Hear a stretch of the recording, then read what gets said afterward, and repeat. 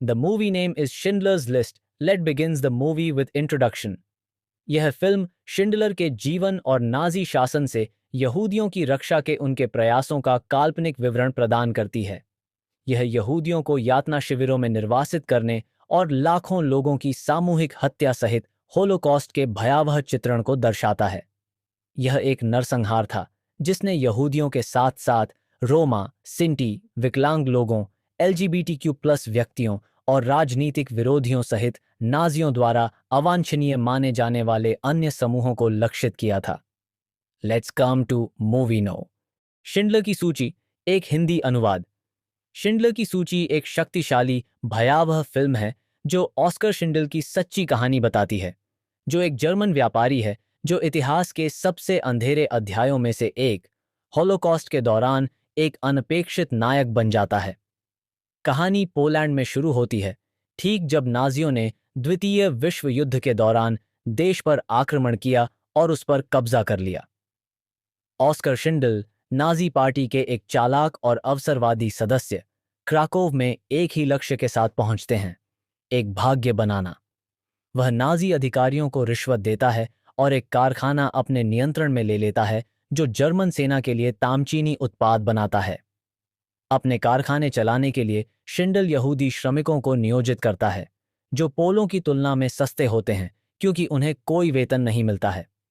जैसे जैसे युद्ध आगे बढ़ता है, नाजियों ने यहूदियों का उत्पीड़न तेज कर दिया। क्राकोव की यहूदी आबादी को एक तंग, दीवारों से घिरे यहूदी बस्ती में जाने के लिए मजबूर किया जाता है और कुछ समय बाद उन्हें एकाग्रता शिविरों में निर्वासित करने के लिए घेर लिया जाता है। इस क्रूर ऑपरेशन के दौरान शिंडल पहली बार होलोकॉस्ट के भयावह दृश्य देखता है। उसने परिवारों को अलग होते देखा, बच्चों को माता पिता से अलग किया गया और अनगिनत जीवन व्यर्थ में नष्ट हो गया। विशेष रूप से वह एक लाल कोट में एक छोटी लड़की की दृष्टि से प्रभावित होता है, जो अन्यथा काले और सफेद फिल्म में रंग का एक दुर्लभ छींटा है, अराजकता के बीच अकेले घूम रहा है। यह अनुभव शिंडल के परिवर्तन की शुरुआत का प्रतीक है।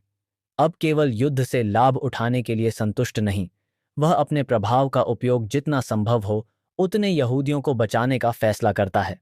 वह नाजी अधिकारियों को रिश्वत देकर शुरू करता है ताकि यह सुनिश्चित हो सके कि उसके कर्मचारी निर्वासन से बचे रहें। जैसे जैसे युद्ध आगे बढ़ता है, शिंडल का कारखाना एक शरण स्थली बन जाता है जहां यहूदी आतंक के बीच कुछ हद तक सुरक्षा पा सकते हैं। अपने कर्मचारियों की रक्षा के लिए शिंडल एक सूची बनाता है, नामों की एक सूची जिसे बाद में शिंडल की सूची के रूप में जाना जाएगा।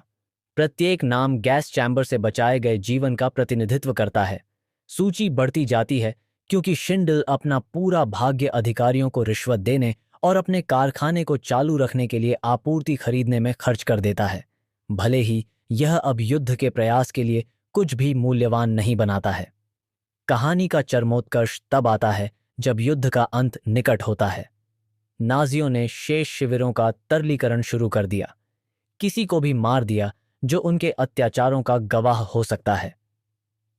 शिंडल अपनी जान जोखिम में डालकर अपने कारखाने और अपने कर्मचारियों को चेकोस्लोवाकिया ले जाता है, जहां वे युद्ध समाप्त होने तक जीवित रहते हैं। कुल मिलाकर उसने 100 से अधिक यहूदियों को बचाया, पुरुष, महिलाएं और बच्चे जो अन्यथा नष्ट हो गए होते। जैसे ही युद्ध समाप्त होता है, शिंडल अपने कर्मचारियों के जीवन के लिए सब कुछ बलिदान कर दिया है, जिससे वह निरर्थक हो जाता है। वह भाग जाता है, यह जानकर कि नाजी पार्टी के सदस्य के रूप में उसे गिरफ्तार किया जा सकता है। फिल्म के सबसे मार्मिक क्षण में वह टूट जाता है, अफसोस करते हुए कि वह और अधिक जीवन नहीं बचा सका। यह कार, वह कहता है, मैं 10 और लोगों को ला सकता था। यह पिन, 2 लोग, एक और व्यक्ति, एक व्यक्ति, स्टर्न। इसके लिए फिल्म एक शक्तिशाली उपसंहार के साथ समाप्त होती है। अभिनेता वास्तविक जीवन के बचे हुए लोगों के साथ शिंडल की कब्र पर इजराइल जाते हैं। वे उसकी कब्र पर पत्थर रखते हैं, जो सम्मान की एक यहूदी परंपरा है, और स्क्रीन शिंडल जुडेन के वंशजों के नामों से भर जाती है। शिंडल ने जिन लोगों को बचाया था, उनकी संख्या हजारों में है। शिंडल की विरासत होलोकॉस्ट की याद की तरह एक ऐसी है जिसे कभी नहीं भुलाया जाएगा। शिंडल की सूची केवल एक व्यक्ति के मोचन की कहानी नहीं है, बल्कि मानवता में अविश्वसनीय बुराई और गहन अच्छाई दोनों की क्षमता का एक अनुस्मारक है।